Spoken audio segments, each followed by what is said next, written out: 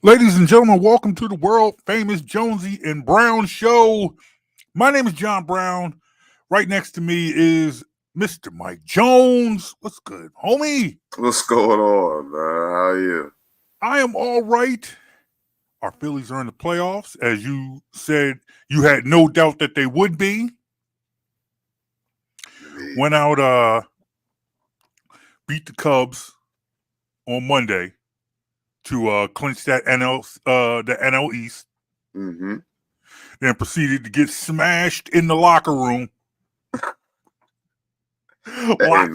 Lots of beer, lots of champagne, lots of dancing, lots of celebrating. I wasn't there. I don't know. Yes, you were. Well, I mean, you weren't there in the locker room. But those you know, guys nowadays, drinking ginger ale, eating crackers. You know, Mike Jones, you a grown ass man. Come on, man. You was watching that, homie. Wasn't not one bit of ginger ale. I didn't see one cracker. I didn't see one cookie. I didn't see any orange slices. I saw beer. Lots and lots of beer. That's what you saw? Hey, yeah. Okay. Let me ask you something, man. You ever had beer poured on you? No. I mean, I had to think about it. No. I am all for celebration. I love celebration. Winning a division championship is special. Mm-hmm. I said it on social media. I've watched way too much bad Phillies baseball in my life.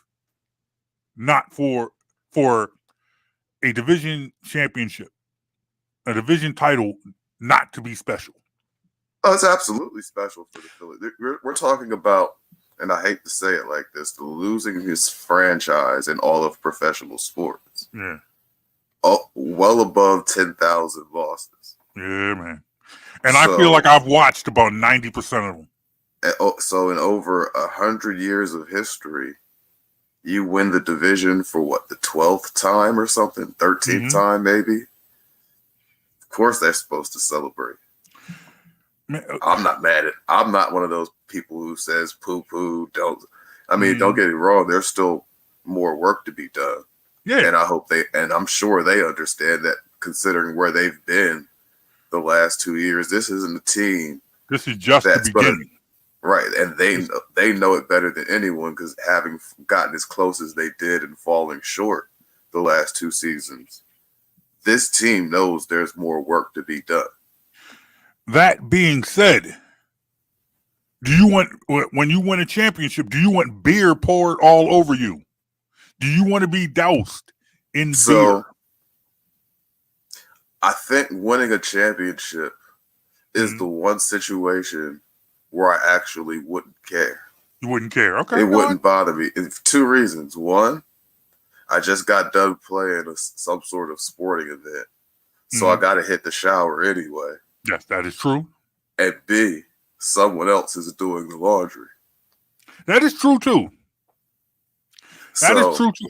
And I know these organizations.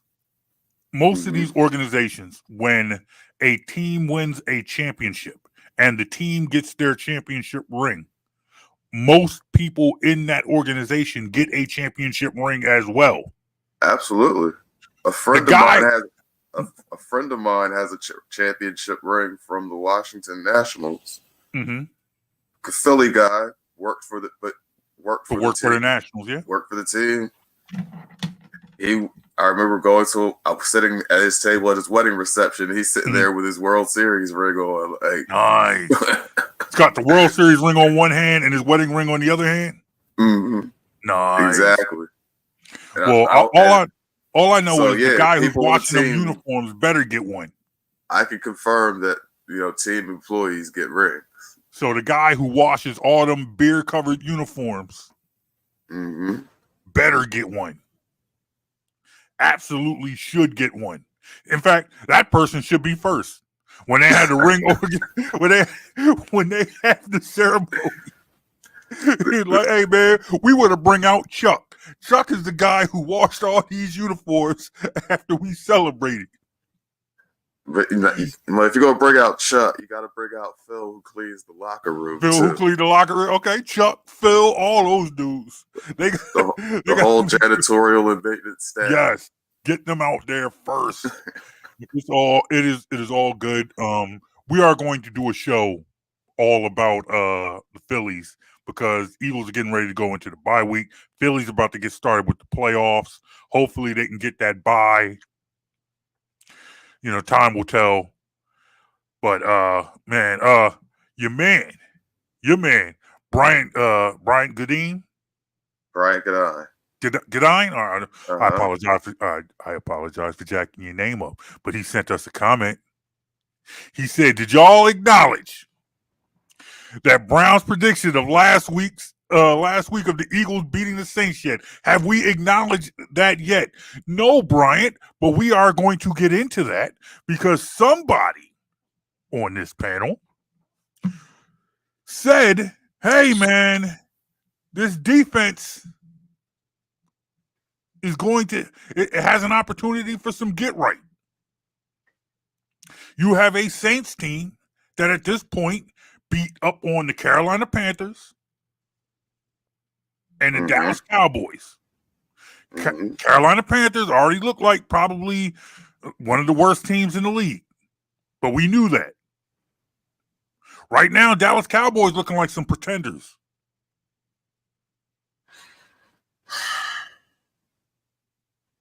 So the Cowboys, the thing with them, it's like they're not good. They're not good.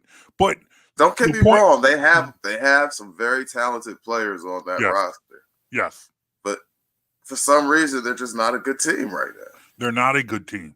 But the point that was made was maybe those 2 wins, we overvalued those 2 wins as far as how we viewed the Saints going into last week. Because they look like some juggernauts. But really they beat on at what was at this point 2 bad teams. So I don't think that was actually the case. I think it was more so of we undervalued those of us who were picking the Eagles to lose. We undervalued. That'd be you, not me. Me and our guest last week both picked the Saints. And the thing was, I think, at least for me, I undervalued the Eagles defense. It wasn't that I overvalued the Saints, but what we saw out of the Eagles defense the first 2 weeks, we expected to see plays there to be made by the Saints offense, because with no pass rush, without stopping the run, that seemed prime for Kamara and Carr to flourish. What we saw from the Eagles defense in week 3 instead was the unit that we had been hoping for in the offseason with all these young names. Yes. Except for Bryce Huff. But but I thought the plus was those Georgia boys came to play. Jordan Davis and Jalen Carter played Jalen Carter especially, but Jordan Davis, you got to give him some credit too. The 2 of them played like grown men in the middle of that line. Yes. Yeah. And for me, that set the tone that allowed the rest of the defense to really flourish. You predicted 14? They held them to 12. 12. And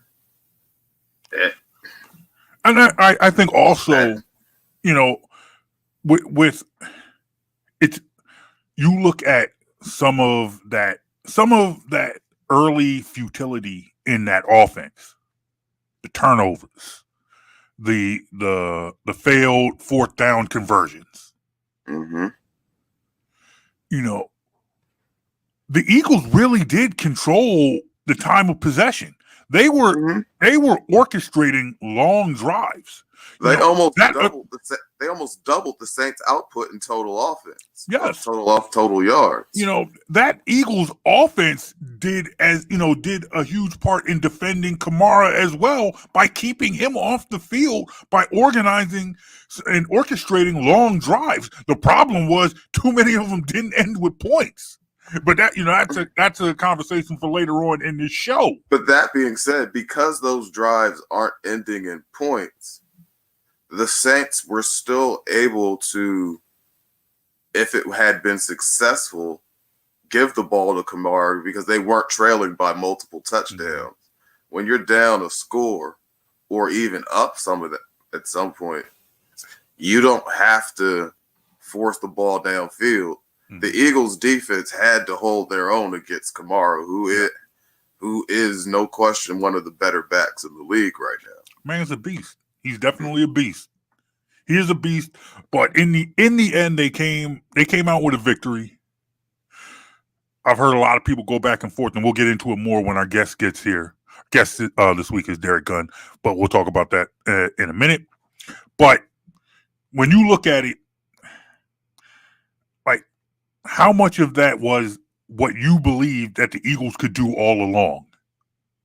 And how much of that do you think was just, all right, so the Saints just having a bad game?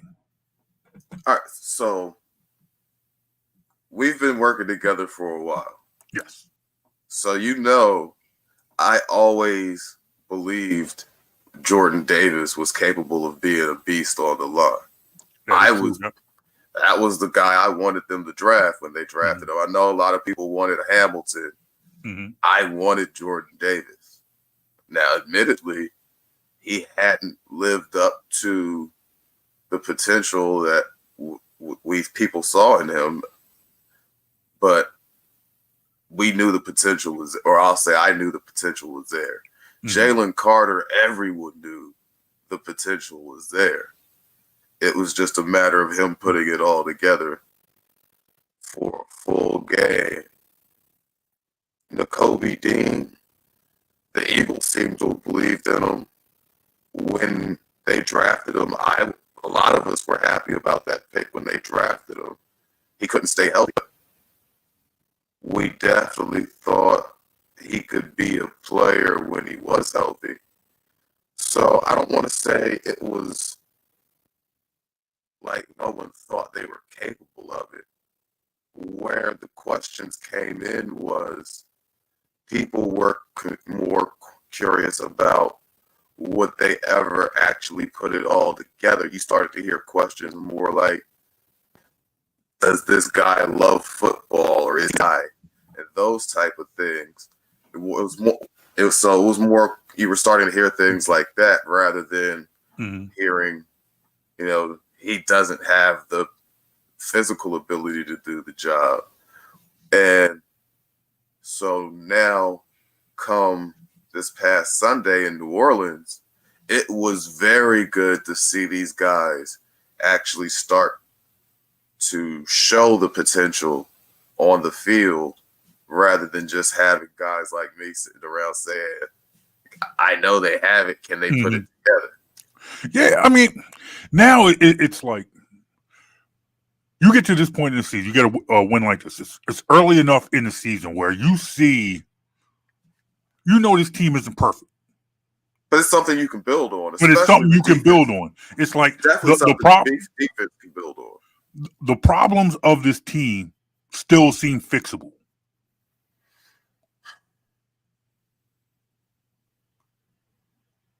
You're making that face like you don't believe me. I do, for the most part.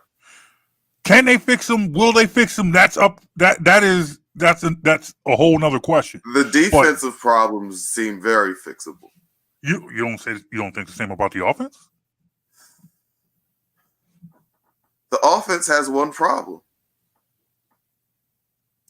One problem. One problem on the offense. The offense has one problem. Mm-hmm. Does that problem have a name? Mm-hmm. What is the name of that problem? Turnovers. Okay. All right. All right. See how I did that? No, I do see how you did that. I do see how you did that. I wasn't sure where you were going with that. Oh, you know exactly where I'm going. No, I did know where you were going with that. I thought you might look towards a certain person.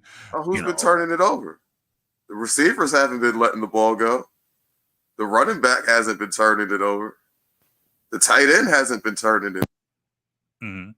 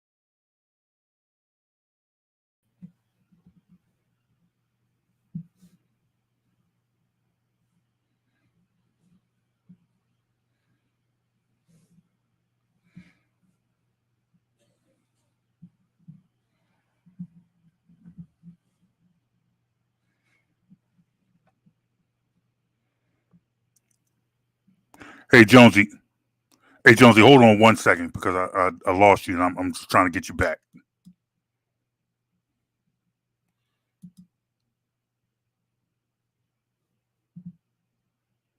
Hey Jonesy, say something real quick. Oh, I can't hear you at all. Oh, and it ain't the budget because I paid the bill, man.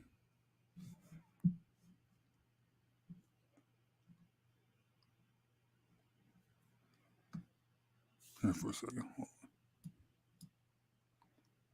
I'll get Jonesy back on in a second. Hey, real quick. But while we're here, though, and I hope this works because we got a special guest for you guys this week. It's a guy I've known for a long time. Very long time. Very good friend of the show. In fact, hey, sir, if you can hear me, just wave your hand real quick if you can hear me. All right, he can hear me, so let's bring him in. Ladies and gentlemen, one of the hardest working men in television, Mr. Derrick Gunn. How are you, sir? Good, JB. How you doing tonight? I am well, sir. You are a very busy man. You got a whole new situation going on, new pregame and postgame show. Congratulations on. Thank you. Man, it is good to have you on. It's been a couple of years since we got you on the podcast. So, we're going to try and spend a good couple of moments with the second best griller in all of this area. And who would the first best griller be? Same person who was the first, the number one griller in this area the last time we had that conversation, and that was me. Look, man, you can't quantify your Snoopy grill as actually grilling. Okay, I mean, yes, go out. Yes, I can. I will put me and my Snoopy grill against whatever egg you want. You can get your green eggs and ham. You can get your, whatever you want to call it. Whenever you want that smoke, I got you, sir. You can't call yourself going out buying pre-cooked, pre-smoked meats and then put them in the oven that you're grilling, because that's not how you do it. See, look, man, I understand how you do it because you like to go out there at night and grill when it's dark and no one can actually see the meat that you're putting on the grill. I understand that. Right. You and your hard-boiled chicken legs that you put on that grill whenever you want to smoke. Mm-hmm. Right. You know, whenever you want to smoke, we can do this, sir. See, I'm just putting that out there. You like to grill when it's sunny and warm out. I grill rain, sleet, snow, shine, tornadoes, hurricane, monsoon, tsunamis. I grill year round. I'm from the Midwest, brother. The weather don't stop us from grilling. See, you're like one of these fair weather. Oh, it's summer. Let's break out the grill, the Snoopy grill. That doesn't qualify, man. Come on, First man. of all, look, am I supposed to be impressed by that? Yes. You'll go out there in a rainstorm and you'll put your hard-boiled chicken legs on the grill. I don't care. I'll be inside because I know that baking your food, just baking your food, baking my food. Grill, let me tell you, for 2 minutes. Oh, that's grilling. I will put my toaster oven up against you, sir. Yeah, okay. Why don't you get your easy bake oven while you're at it also? I gave that to my daughter. All right. Yeah, you should. She probably grills better than you do. So. No, she does not. I bet she grills better than you, though, sir. Ain't gonna happen. Never happen. Whenever you want that smoke, whenever you want that smoke, is there for you. All right, sir. Let's see. Should I hit him with the green egg? Should I hit him with my Traeger? Should I hit him with the Blackstone? Should I hit him with the charbroiled infrared, or should I hit him? You can hit me with all of it, sir. For a rookie like you, all I need is my standard Black Weber kettle grill. That'll take you out. That's all I need. See, man, let me tell you something. I will grab my grill. I will grab my smoker. I will grab whatever's in my back. I will make a bonfire. You know what this is right here? See this right here? It's the smallest violin in the world. It doesn't matter. Whenever you want that smoke, I got you. I'm just putting it out there, sir. All right. You know what? Move on to a topic that you might be more qualified to talk about. All right. Well, now that we got Jonesy back, real quick, I know you got the new pre and post game show with two guys who are friends of ours, friends of this show, Mark Farzetta and Seth Joyner. Why don't you tell us about that new show? Tell us about the new situation. Yeah, Seth presented this idea to me back in March, and he said, D-Gun, I want you to do this with me. So I said, well, I love Seth. I've worked with him in the past. He's a dear friend. And so he started putting the pieces together, and then I started, giving him input and stuff like that. And we were looking for a third person. And I said, dude, Farzy would be the best one. We've all worked together. We worked together in another network. And so slowly but surely, during trials and tribulation, highs and lows, calm seas and turbulent waters, we got this thing together, man. And it's called the Bet Parks pre and post game show, presented by Pond Hockey Law Firm at Parks Casino up in Bensalem. And the following and the numbers after 3 shows have been tremendous. And we knew it would be, but it's been up to our expectations. So we are on an hour, an hour before the Eagles game. So if the Eagles game starts at 1:00, we're 11:30 to 12:30. So we do an hour prior to the game, and then we do 90 minutes right after the game. You can see the show on the Seth Joyner Show YouTube channel, or it's also streamed on 6abc.com, and they have over 1.5 million followers. So we've got a nice audience. And so thank you for giving me a few moments to shamelessly promote something that's doing really well for us. Of course, man. Congratulations. No problem. Thank you, man. Now you moved on to this new show from after working at a previous network for a long time, right? And you covered the team. You were right there with the team. You traveled with the team, but now you kind of shifted to like the studio analyst and panelist position. How different is that? How different is the preparation for that? It's the same type of preparation, because I started preparing for pre and post game shows like on a Tuesday or Wednesday prior to the next game. The only difference is I don't have to pack up a lot of gear and make sure I don't leave anything behind when I'm about to board a plane with my crew. People ask me, do you miss the travel? Do you miss it? I said, no, I don't miss it. I enjoyed it for as long as I did it. I did it when I was covering the Packers, the Steelers, and obviously the Eagles. I didn't travel when I covered the Chargers out west, but, I did it for the other 3 teams. And, my wife, I've dragged her. She's from Southern California. I've dragged her all over the country. She knows between September and January, February, she's a single parent. So she basically had to haul 3 kids around by herself a lot of times. At this stage, I did miss it initially when I wasn't doing it anymore. But when I started doing all these other different things like radio, TV, podcasts, and stuff like that, I didn't miss the travel one part of it, because I still get to cover the team, still get to talk football. So being in the studio with these guys, especially guys that I have a lot of respect for and who are close friends to me, and Mark Farzetta and Seth Joyner, it was a slam dunk.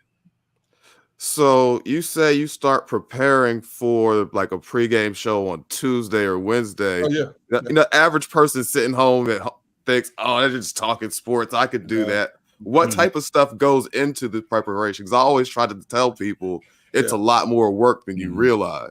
Well, you go back and look at all the key elements. Even though you've talked about them throughout the week after a game is done, you still make notes of key elements that in the game that just passed. And then, of course, you start looking at the opponent and start looking at their game they just played. Look at their stats, their pluses and minuses. You look at the injury reports, things of that nature. You obviously keep an eye on the betting line and see how the betting line is moving as well. But injuries is a big key in terms of when you get close to a post-game show, so you know who's up and who's down. A lot of people say, "Oh, I could do this," and then you get them in front of the camera and they start stuttering like Sylvester and Tweety. Mhm. You know what? A lot of people can do it, but it takes time. It doesn't. You're not a natural overnight. It just doesn't happen for you overnight. It's like anything else you do in life.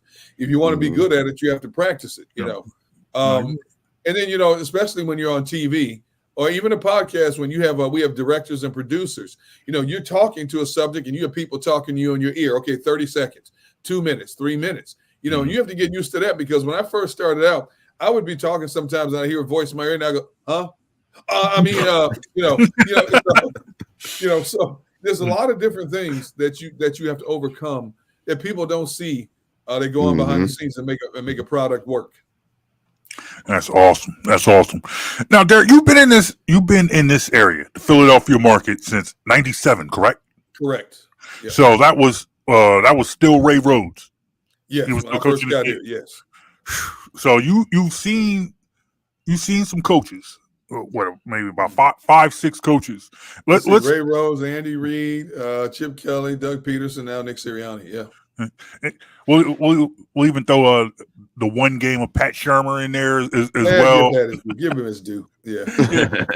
Now let's kind of shift to today's team. Now we're now year 4 of the Nick Sirianni era. So there is enough of a resume. You've covered him now. What has made this coach different from the previous coaches that you've seen?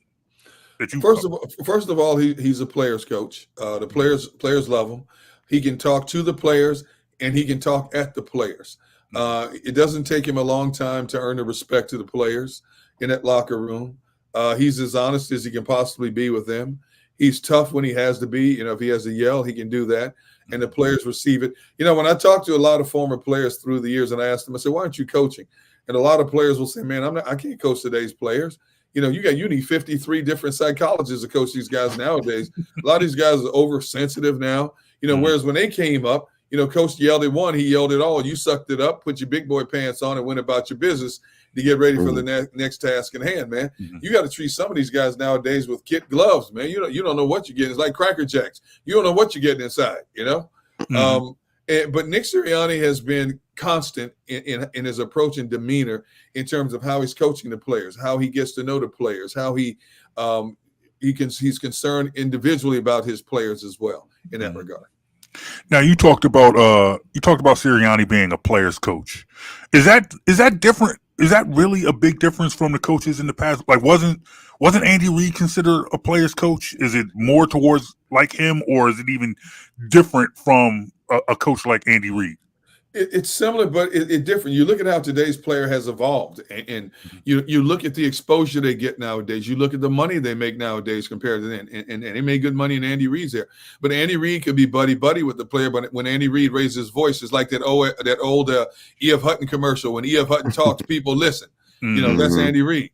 Nick Sirianni, and Andy Reid has always been an older coach coaching younger players. Here's Nick Sirianni, who's close to a lot of these players' ages. So you have to win their respect first before you can get them to follow you.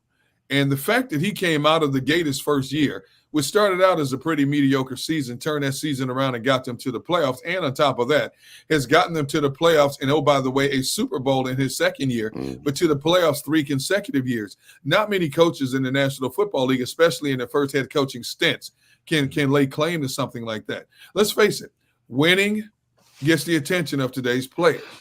And Nick Sirianni, whether you like him or not, has won more games than he's lost. So do you feel like this season specifically, Sirianni, because one thing, okay, so let me back up. I've always felt like one of his strengths was in game management. Mm-hmm. But somehow it feels like he's a little off with that this season. Do you think he's feeling any kind of pressure, or is it just early season struggles? A combination of all the above. Go back to January after the conclusion of that season where they lost and got embarrassed down in Tampa Bay. A lot of speculation about Nick losing his job and being replaced after that season. I knew that wasn't going to happen talking to people on the inside. You don't just get rid of a coach who's taking you to 3 consecutive playoff appearances in his first 3 years as a head coach. You don't do that because you don't know what you're getting on the other side if you go out and get somebody else. You don't know if they're going to have that same type of success. But it was obvious that they needed to move in a different direction. The coordinators that he had last year did not live up to standards. So they bring in 2 veterans who have been around the block, and Kellen Moore and Vic Fangio, guys that have had a lot of success in different stops that they've been to. And of course, there was a lot of questions about Nick calling plays down the stretch last year. And you bring in a Kellen Moore who's known for calling plays.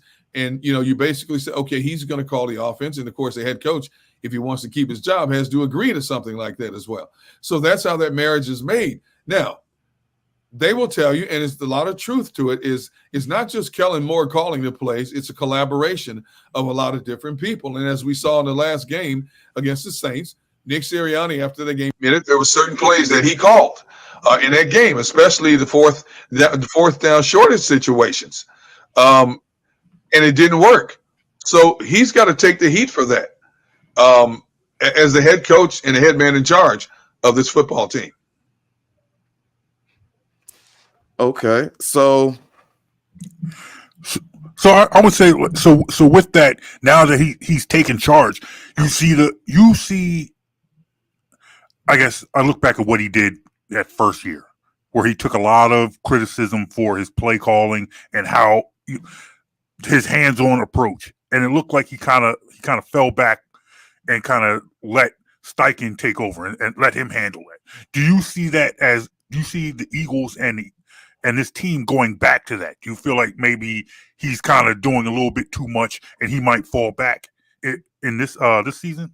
No, I don't think so. I mean, because Kellen Moore primarily calls the plays, but as the head coach, he has the right to step in and call a play as well.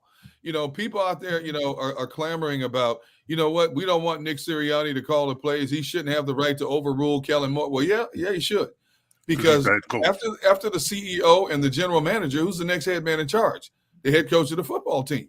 This is his neck is on the line here. Yes, there's a lot of pressure. He's under a lot of pressure. When you look at the players they brought in this offseason, and now Jalen's in his 4th year? Now, granted, he's had 3 different OCs since he's been here, but this is his 4th year. There's a lot of pressure on Sirianni. There's a lot of pressure on Jalen Hurts after getting that $250 million contract. So yes, Sirianni knows he's under the gun. If this fails this year, guess whose head is on the guillotine? It's the head coach, not the quarterback.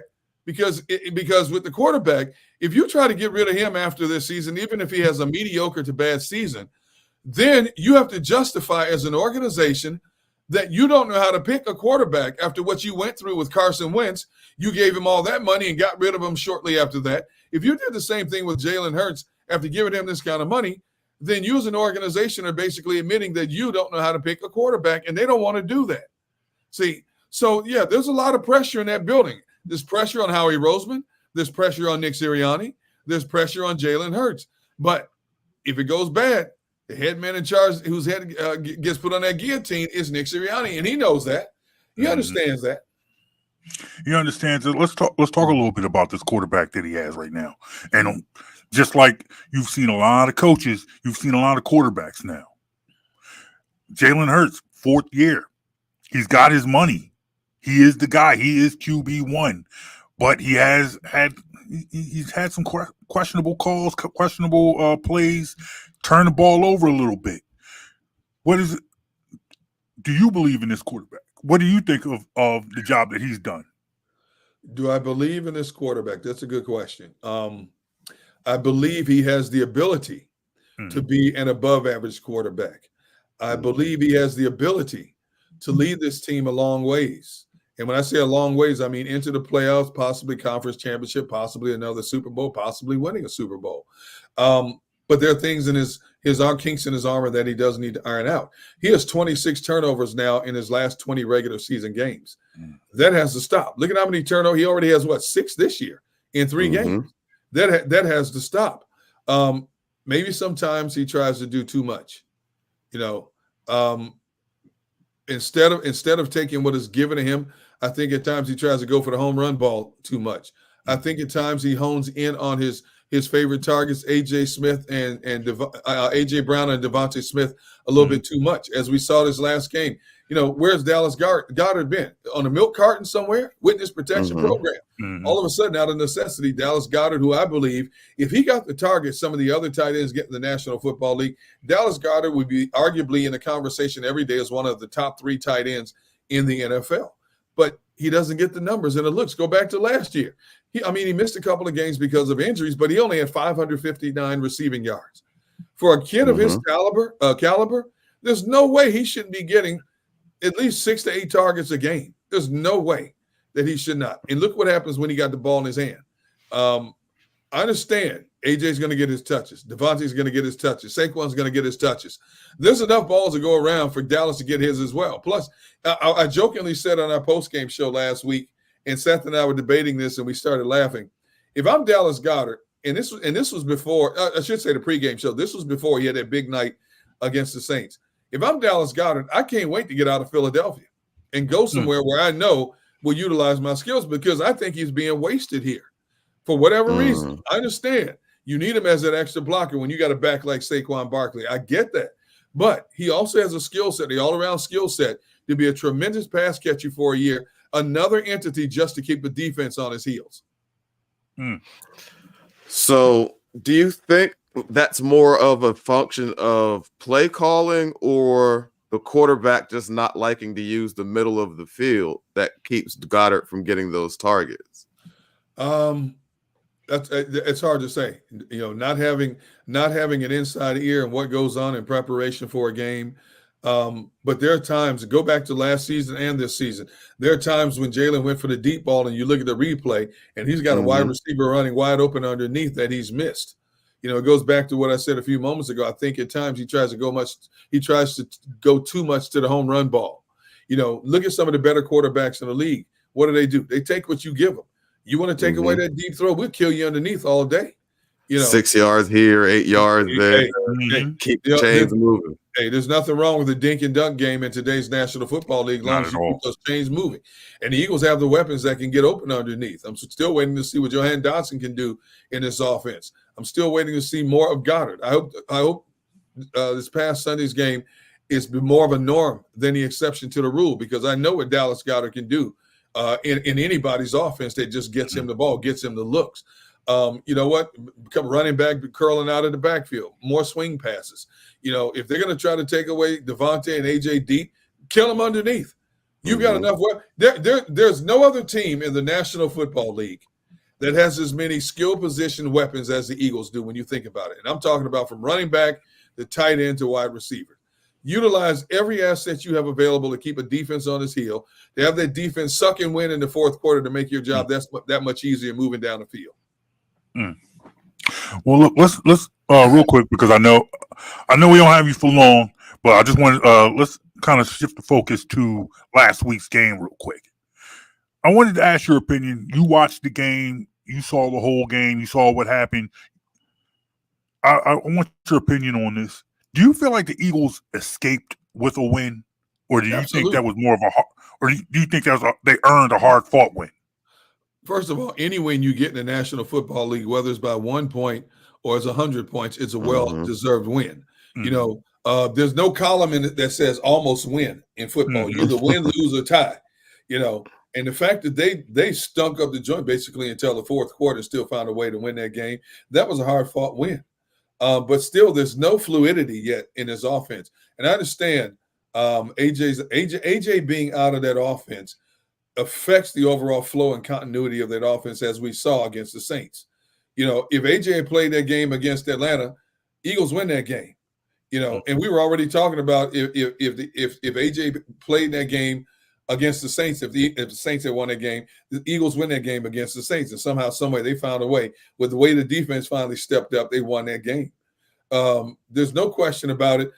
Even without their key personnel, look at it. They lost the right side of their offensive line, and the guys came in and did a tremendous job.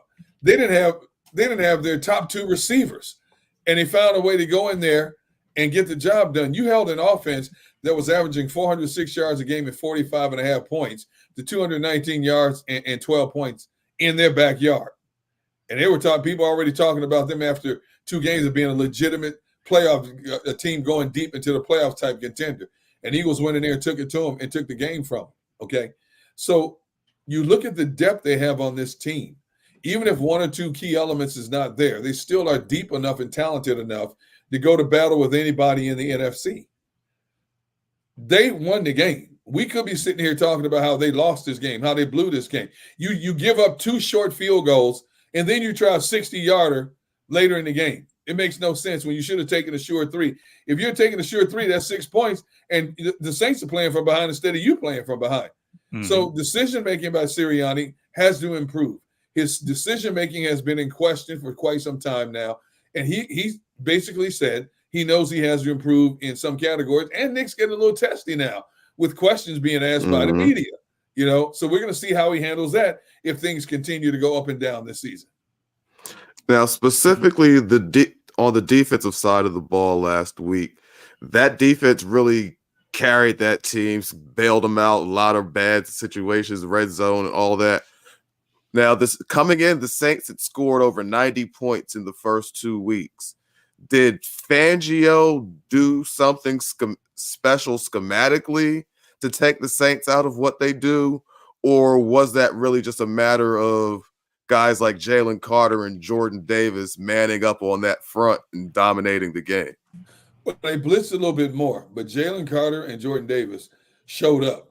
They played like those players that we saw when they were playing at Georgia Sunday against the Saints. Jalen Carter basically punked that offensive line by himself in a lot of ways. They couldn't stop him. His bull rush, his speed off the ball, he couldn't stop him. And, of course, the Saints had some health issues as well on the offensive line. The Eagles and Vic Fangio attacked the weak spots, and they made it a rough day for Derek Carr being able to set his feet and throw where he wanted to throw that football. That's what we need to see more of. Jordan Davis collapsing in the middle of their pocket and putting pressure on the quarterback as well. We need to see that more consistently. I hope this just wasn't a one-time thing and they go back to what they were doing the first 2 games. Before the game, Jalen Carter said that he played like trash against the Atlanta Falcons. Boy, did he correct that. Jordan Davis basically said he knew he didn't play up to expectations. Boy, did he change the complexion of that as well. And you look at the steal. You look at the offseason steal for Howie Roseman has been Zach Bond. I mean, this guy had 13 tackles. He's all over the place. He's leading the National Football League in tackles right now after 3 games. Howie basically stole this guy from the Saints. He has basically given new meaning to the term linebacker, something we haven't been able to be proud of with this team for quite some time since the days of Jeremiah Trotter. And, of course, Nakobe Dean has been balling as well. Nakobe Dean had 8 tackles. You wonder how long Nakobe can hold up, with his injury history. But, hey, as long as he's in there, I like the two linebackers they have supporting the guys up front. Brandon Graham played 52% of the snaps this past Sunday. Brandon Graham's 36 years old. He thought he was going to be on a snap count this year, maybe 10, 15 snaps. He's playing 52% of the snaps and playing at a high level. So these young guys will say, hey, if this old man can play like this, we definitely got a ball now. And I see them playing him inside a lot more. Absolutely. I see Brandon Graham playing inside, and I know that kind of I've heard people say that could add, if he dedicated himself to playing on the inside, that could add some longevity to his career, even though he has said that this is it for him. Well, he's been asked recently, hey, what do you think about playing one more year beyond that? So now he's changing his tune and saying, really? Okay. Let me see how the season goes, and then we'll get back to you. So, he emphatically told me in January this was it for him. He just wanted to finish his career with the Eagles. But now,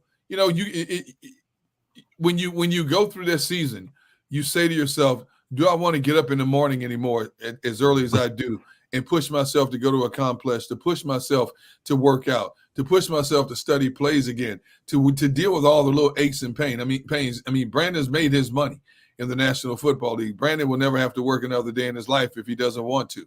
in the National Football Team. But there's something about the purity of the game, the love of the game, that camaraderie in the locker room that it's hard for these guys to step away from. And they understand Father Time is undefeated. They know sooner or later Father Time is going to usher them out the door, and they're going to have to start a new career. But if Brandon Graham gets through this season unscathed, and if the Philadelphia Eagles try to say, hey, look, man, we'd love to have you back one more year, he's going to seriously consider that, something he never even thought about back in January, February. But it all depends on how healthy he is, not just physically, but mentally as well after the season. I'll take it, man, because I feel like I feel spoiled in a way as a fan, because unfortunately we have not seen a lot of Eagles. I have not seen a lot of Eagles play their whole career in town. Favorite Eagle ever, Randall Cunningham, had to finish somewhere else. Reggie White had to finish somewhere else. McNabb had to finish somewhere else. Dawkins had to finish somewhere else. So to have seen one offseason where Jason Kelce, one of the greatest offensive linemen of all of this franchise's history, retire as an Eagle. Fletcher Cox retire as an Eagle. And I'm looking into it now. I don't want to see Brandon Graham in another team's uniform ever. I don't think that'll ever happen. Brandon Graham will not play for another team. If he doesn't play for the Philadelphia Eagles, unless somebody offered him what I call stupid money, and let's face it, no team is going to offer him that kind of money at this stage of his career. And that's not a knock against Brandon Graham. It's just that if you pay Brandon Graham $3-4 million, that's exactly what he's going to have to settle for. Just like he had to settle for the $4 million that the Eagles paid him this year. Brandon Graham just wants to finish his career where it started, which is a phenomenal testament to him and what he has been to this organization, not just as a football player, but as a person and a man of the community as well, and a representative of a sports conglomerate as well. And the Eagles identify that. Plus, he's a great mentor in the locker room. There's not many players that fall under all those umbrellas for an organization. So this team knows that Brandon wants to stay here, and they're going to offer him okay money. If they decided they want to see him again in 2025, it won't be anything that hurts their salary cap in any way, shape, or form. And then Brandon has to decide, okay, do I want to do it one more time? That's awesome. And I also, as a fan, also loved the Brandon Graham, Derrick Gunn post-game interactions. They were classic. They're almost as good as the highlights of the game. Those were always good moments as well. You missed it, man. We had him on our post-game show Sunday. I got him to come on the first show from Brazil after they played the Packers.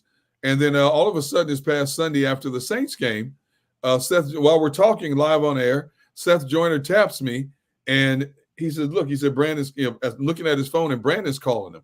And then all of a sudden Brandon's calling my phone. And so I'm texting him, yo, man, I'm live on air. What do you go? He goes, hurry up, get me on. And okay. So I passed the message on to our producer and director. We get him on. He's yucking it up about how they pull out that win and stuff like that. And then Mark Farcetta goes, hey, Brandon, we missed basically what you were saying, JB. So Brandon and basically Mark told him, D Gunn picked against you guys today. And I said, hold up, time out. I said, you and Seth also picked the Saints to win this game. And Brandon Graham lets out wrong again, D Gunn. And people loved it. Yeah, people loved it. Nah, man. I will always say this, and I tell people, my interaction with players, my dealings with players are a little bit different from a guy like you or other professionals who cover them every day. When I interact with a player, it's usually on their way to see a guy like Derrick Gunn. Like they walk past me and ask me where's Derrick Gunn's desk, and I'll say where it is. But nonetheless, long time ago, there was a show called Breakfast on Broad. Oh yeah, yeah. And we used to have Brandon Graham come in on the Mondays after games. Yeah. And he would come and sit with us.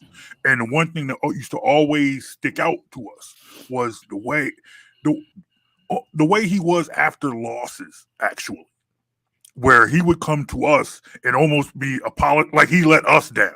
Yeah, yeah. And we were all taken aback by it. Like you played the game, you were in the game, you were working. You don't owe me personally anything. I appreciate you. I love, you don't owe me anything. And he would come into, hey man, I'm sorry we let you guys down. I'll try better next week.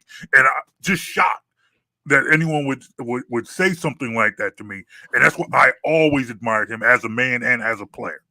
I always jokingly ask, I said, man, have you ever had a bad day in your life? Because every time I've seen you since the time you were drafted, even when things were going bad for him early in his career, when he was injured and people wanted to run him out of town, he was always smiling. There are days when training camp will start, when the media's lined up outside and they're taking video and film with their phones and stuff, players coming out of the locker room. Brandon Graham walk up down the line and shake everybody's hand. Didn't know half the media people, but he would shake their hand. I always tell him, man, you should run for political office instead of looking for like a media type job after your career is over. But that's Brandon Graham. He makes you feel like he's known you forever. Mm-hmm. He'll stop and talk to any and everybody who's gracious to him. He's just as gracious to them. I wish there were 1,700 players in the National Football League. I wish there were 1,700 Brandon Grahams, because it would make our jobs that much easier. That's real. That's real. But, so I know we got to get you out of here soon, but I have to ask, all this talk about Brandon Graham and him paying 52% of the snaps and all that. Have we seen anything from Huff or Nolan Smith that would make us think? Why are you gonna bring that man's name into it? Because I have to ask: have we seen anything when watching this from Nolan Smith or Bryce Huff that would make us think that they're not going to keep playing Brandon Graham this much? They're going to have to keep playing Brandon Graham as much. Let's face it, he's their best edge rusher. And when I say that, I'm talking about Josh Sweat, Bryce Huff, all of them. Brandon Graham is their best edge rusher at 36 years of age. Bryce Huff is in a witness protection program right now. That man has one assisted tackle in 3 games, and you paid him $51 million. Nolan Smith, I don't know what he's doing, but he has lived up to expectation as well. You can't afford to take Brandon Graham off the field right now because you have basically no pass rush coming off the edges. This team has 4 QB sacks through 3 games. They're like near the bottom in the National Football League. You look at a team like Minnesota, they have 16 sacks already. There's 10 teams in the NFL right now that have double-digit sacks. And the Eagles are one of the bottom dwellers in that department with just 4. And yet they sit 2-1 because they've been able to bend but don't break. As inconsistent as that defense has been, one of the stats we have to applaud them for is in 3 games, opponents are just 3 for 10 in the red zone. So think about that. If Green Bay had converted, they were 1 for 4. If Green Bay had converted 2 more of those red zones, Eagles lose that game. The Saints were 1 for 3. If the Saints had converted 1 more of those red zone opportunities, Saints probably win that game. So this defense, while it has not played consistently well, it has played well enough once teams get inside the 20 to keep them out of the end zone. So until we see this defense level off, and hopefully this past Sunday was a sign of things to come, the bend but don't break mentality is what we're going to see. But somehow, some way, we've got to see more out of Bryce Huff. We have got to see more out of Nolan Smith because even if Brandon Graham's playing 50-something% of the snaps, guess what's going to happen? If the teams start identifying he's their best edge rusher and they can control the other side in one-on-one situations, Brandon Graham's going to start getting double teamed more, and he's going to have to loop to the inside more to be more effective. So we talk about Brandon Graham, and always the story on his career has always been the patience that we had, that it didn't look good early in his career. He kept working, and he made himself into a force. So now we talk about Nolan Smith. We talk about Bryce Huff. In your opinion, from what you have seen so far in the preseason and now 3 games into the regular season, is this a case where we need to be patient and this will work itself out? Or is it, hey, man, these 2 ain't the guys. This ain't it. I think it's still in the category of you have to be patient and hope things will get better. Bryce Huff had 11 sacks, playing 40% of the snaps when he was with the Jets. Go back to training camp when somebody asked Vic Fangio about Bryce Huff, and he said right now Bryce Huff can't play the run, but we hope he gets there. And then during the season, just a couple of weeks ago, somebody said, what does Bryce Huff have to do to play more? And he said, separate himself from the others. And I'm thinking, well, didn't you identify this? Didn't you critique this and look at all the film before you decided to let Hassan Reddick go and pay this man $51 million, $17 million this season? How did you misread this situation? Is it the player? Is it the scheme that he just doesn't feel comfortable in the scheme? Well, there's going to have to be a meeting of the minds between the two. Mm-hmm. Fangio's going to have to find a way to unleash him, because you paid him a lot of money to come in here and to be that missing link on the other side in your rushing department, that you let Hassan Reddick go. It amazes me they can get. I don't know. Will it happen? I don't know. 3 games in, another one coming up in a few days. I don't know if Bryce Huff is going to get it or not. Yeah, it's amazing to me that they could be so or look so wrong on Huff and get Zach Bond apparently so right, and putting him in a position he'd never really played before. Mm-hmm. Like that is very interesting. The hits be hitting and the misses be missing. That's what it is. Yeah, there's no gray area. It's either or. Yeah. Mm-hmm. All right, real quick. Looking forward, got Tampa Bay on Sunday. Yeah. More than likely, AJ Brown is out. More than likely, Devontae Smith will be out. Has a decision been made on Johnson and Becton? As of now, no. That's still a wait and see issue. Boy, that's the right side of that line against a pretty good Tampa Bay front. And Todd Bowles knows how to play Jalen Hurts. And you know he's coming after Hurts on Sunday. And the right side of the line, the guys that stepped in and did a good job, and they're going to have to do an even better job against Tampa Bay's defensive front. Tampa Bay went into Detroit, held Detroit to 16 points and won that game. And I'm thinking, Tampa Bay might be legit. And then they turn around and go home and get smacked in the mouth by a winless Denver team. Now, granted, Tampa Bay was nicked off offense. Also, they didn't have Winfield. They didn't have Villa. They were missing some key players on that defense. Clancy didn't play as well. I don't know how many of those guys are going to be back for this particular game. But you're playing it in Tampa. Now, Tampa Bay is not an electric offense. They have 2 elite receivers in Chris Godwin and Mike Evans. Evans, what a story. Every year since he's been in the league, he's been a 1,000-yard receiver 10 years in a row. That just doesn't happen in the National Football League. Baker Mayfield seems to have found new life down in Tampa, okay? I expect it to be a good, close, hard-fought game, a low-scoring game. It does concern me that the Eagles only put up 21 points against Atlanta and only 15 points against the Saints. Now you're going to play a defense I think is better than both of those defenses, okay? So somehow, some way, without probably your 2 top wide receivers, and let's face it, your third guy, Brenton Covey, is out with a shoulder injury. So he's been put on IR. So basically, your top 3 wide receivers are out for this game. But, the other guys have to step up. That's what you do in the National Football League. Nobody has sympathy for you when you're hurt. Everybody's hurting in the National Football League. We're going to find out what this team is made of going down there this Sunday. D-Gun, do you do predictions? Yeah, I do. I don't like doing them, but I do. All right, do you predict your Sunday? Man, you can't ask me that today. I still need to wait and see the injury reports on Friday. I can't give you a prediction right now. Way too early. It's way too early, man. Way too early. Oh, man. All right. I understand. All right.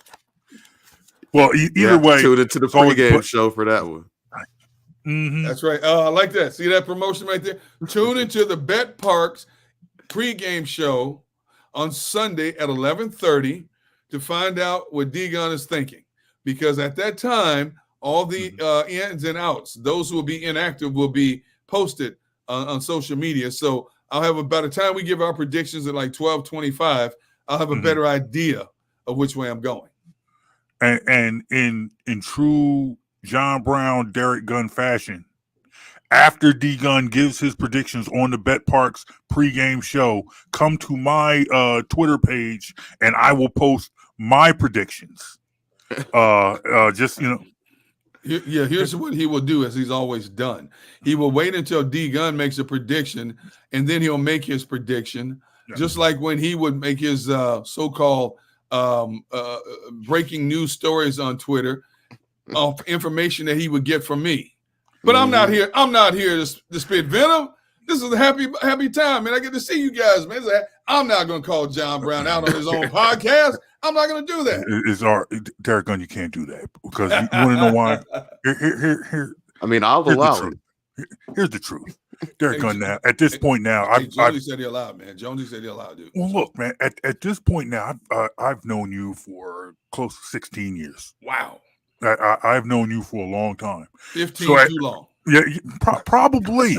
So at this point in my career, my podcasting career, I have no problem admitting how often I stole leads from D Gunn. Oh, you finally admitted after all this. Yeah, I can admit it now. So yeah, it's look, man.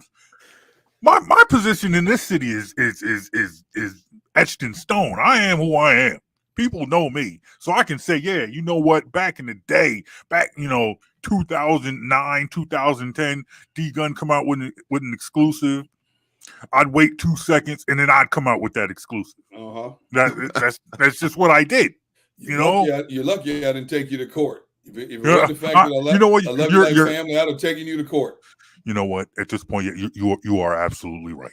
Yeah, I am lucky you did not take me to court. And I've always appreciated it. Real talk. I've always appreciated, your willingness and your acceptance of that because I know the only thing that pissed you off more than me stealing all your exclusives was me then telling you, no, I didn't steal your exclusive, knowing good and well I absolutely stole your exclusives. I would sit right there, just so if you followed me and D Gunn, anytime D Gunn posted something right after that, with no credit at all to D Gunn, and had the nerve to say, according to my sources, had the nerve to put that up there.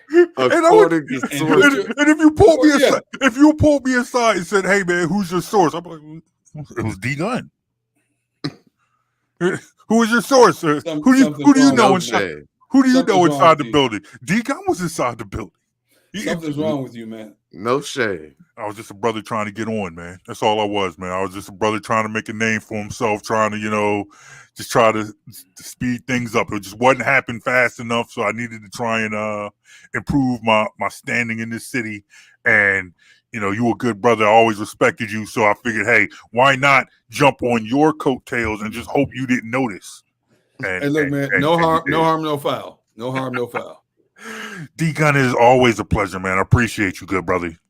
I appreciate you brothers having me on, man. You guys stay blessed. Absolutely. Thanks for coming on with us. So we appreciate it. And once again, whenever you want that smoke with the barbecue, you let me know. If you want me to come down to Delaware and show you how to work a grill, I will do that. All right, sir? You know what? Your book's getting tired, man. You need some new chapters to your book. Because you can't call smoke in a bottle you buy at the grocery store real smoke, bro. So you can't do that. You can't. That ketchup you putting on your meats, man. You can't call it real smoke. You see what I'm saying? Once again, sir, you can't, man. Come on, if you want me to show you how to make some wings that aren't hard boiled or whatever you do, it's fine, sir. Whenever you want that, that lesson, I'll show you, sir. You know what? See, here's the thing I love about you most. You're talking, but you can't walk it. Oh man, please. Never stop him from talking it, though. I know. You know the old saying, nothing comes to a sleeper but a dream. I hear you, good brother, but it's all right. I will, one of these days, I'm gonna have to come down there and I'll show you how to really work a grill. I'll teach you. All right. Because I might even let you use my lesser grill. So I have 5 different kind of grills on my patio. I can't let you touch the best one because you're still a novice. So I might let you use my lesser grills just to see what you're capable of doing. I just hope you know how to use charcoal to turn the grill on. That's all I'm hoping for. Well, only time will tell. And if I had to come down there, use your little remedial grill, and then just blow whatever you got coming off the big green egg out the water, What kind of grill do you have, man? Well, let's see. I too had the Weber kettle grill out back, so I got that. Just got the electric smoker as well. I don't have my patio ain't big enough for a Blackstone yet. Oh, I love that Blackstone. I do. I want one, but my patio ain't big enough for that yet. Can't you put it on the ground below the patio? You don't need to put it on the patio. Well, I mean that is. I'm lazy. I don't feel like walking down them steps. So to the you're ground. not a real grill man. Oh, I'm a real griller. But Yeah. what I do have down on the ground is I have a custom made grill. Oh, you got do? An uncle, yeah, I got an uncle who's a welder who turned the grill and took a big steel drum and converted that into a grill. That's the charcoal grill. My dad and my uncles used to do that. They used to work for American Motors, which is Chrysler now. Chrysler bought them out. And they used to take those big oil drums and they would put them in scalding water. And then they would take they would cut them in half. And then they would put weld hinges on the back of them and weld legs on them. Let me tell you something, man. My dad and my uncle got so much use out of those grills. They were cooking meat on an angle like this when they started to rust and stuff. Instead of the grill being like this, it got to a point where the grill was like this. Meat never slid off. And let me tell you something. My family could barbecue back in the day, man. My uncle worked for SEPTA. Okay. And so he did the exact same thing, and he did it for himself. And then my dad saw it and was like, "Hey, I want one." Yeah. So my uncle made him one, and then I just sat there like, "All right, well, that's about to be mine then," you know. There you go. So that is the grill that's on the ground. Okay. So when I go down, that's the grill. When I go downstairs to the ground, that's what's under the deck. Okay. All right. Well, you might have a little skill. You might. You know. So like I said, when you want me to come take that road trip, and I'll bring Jonesy too, because we need to have a witness, because I don't want you to go out here and start lying to people and tell me I didn't school you when I did. You can't bring somebody who's on your podcast because his opinion is biased. See, first of all, let me tell you. First, let me tell you something about Mike Jones. Yeah. Bringing Mike Jones will probably helps you more than it will help me. Oh, well, if that's what he's bringing, that's probably true. You know, that's probably true. So I'm coming down at a disadvantage at the fact that I'm bringing Mike Jones, because he'll absolutely take your side, whether my food is better or not. Because JB's been talking about his smoker and stuff for years, and I still never even got to taste it. Wow. We work together. What kind of friend is that? Exactly. Well, you see what happened was. Jonesy, you know why? You know why? You don't want you tasting raw meat. He's afraid to let you taste raw meat bleeding when you bite into it, blood splurts out of it. He don't want you tasting that kind of stuff, man. That's flavor. All right, ain't no flavor. What that is. Ain't no flavor. It's you putting frozen meat on the grill, thinking you're gonna grill it. You forgot you gotta let the meat thaw out first before you grill. Anytime, any place, I will come teach some. I will take you to the learning tree, sir. You might take me to the tree, but it won't be a learning tree. It won't be a learning. D Gunn, I love you, brother, man. Thank you for coming over with us, man. Appreciate you, sir. You brothers be blessed. Stay blessed. All right, man. Thank you, sir. All right, once again, that is the man, the great Derrick Gunn. Love that brother, man. Love that brother a lot, man. Hey, you tell us what you think of the show. You hit us up, Facebook, Instagram, Twix, at Jonesy and Brown. It's all one word, Jonesy and Brown. Or hit us up at BITW Sports. Remember, you can download this podcast anywhere you get podcasts from. We got a big whole list of them. All right. All the places you can get it. Just go to BITWsports.com. Hey, real quick, Phillies in the playoffs, man. What you think? I mean, I told you what I thought a while ago. I'm just waiting to get there at this point. Nice. All right, man. Any more final thoughts before we get out of here?